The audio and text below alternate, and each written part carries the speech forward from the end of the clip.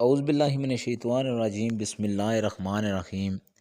بادشاہ نے بہت ہی عالی شان محل تعمیر کیا، جو دیکھتا بس دیکھتا ہی رہ جاتا۔ جو بھی آتا دیکھتا اور ششدر ہو جاتا۔ مگر بادشاہ نے عجیب شرط رکھ دی، جو شخص محل کو ایک متعین وقت میں دیکھے گا پورا محل اسے دے دیا جائے گا، لیکن جو شخص اس متعین وقت میں نہیں دیکھ پائے گا اس کا سر قلم کر دیا جائے گا۔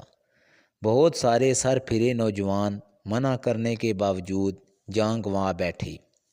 جو بھی جاتا پورا کیا آدھا محل بھی نہ دیکھ پاتا کہ وقت پورا ہو جاتا اور اجل کا پیغام لیتے ہی آتا۔ اس بات کا شرح بہت دور تک پہنچ گیا۔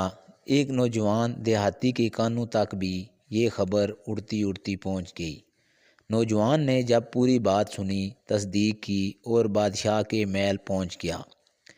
درباریوں، وزیروں، مشیروں اور جلادوں نے بھی منع کیا، مگر وہ ذہن کا پکا نکلا۔ اجازت لی اور متعین وقت دے دیا گیا۔ نوجوان محل میں پہنچ دیا گیا۔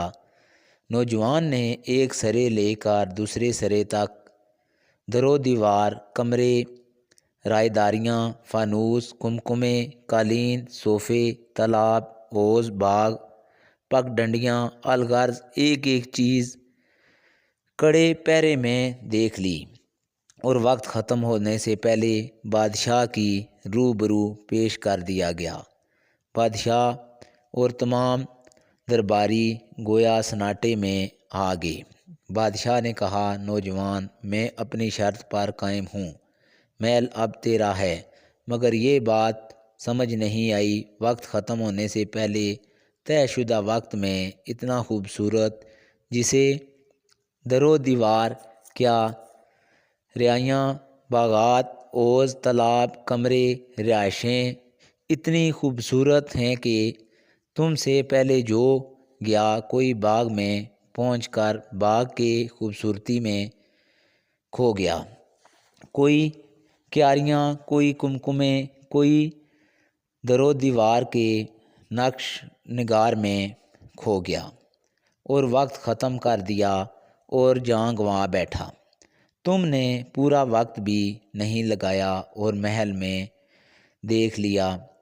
نوجوان نے بادشاہ کی بات سن کر بھرپور کہکا لگایا اور کہا، بادشاہ سلامت، مجھ سے پہلے جتنے لوگ بھی محل دیکھنے آئے سب کے سب پرلے درجے کے ہیں، جو محل کی خوبصورتی میں کھو گئے اور جانیں گنوا رہے۔ بادشاہ سلامت، محل کے صدر دروازے سے اندر داخل ہوتے ہی میں نے اپنی آنکھیں نیموا کر لی تھیں اور پورا محل آنکھیں بند کر کے دیکھ لیا۔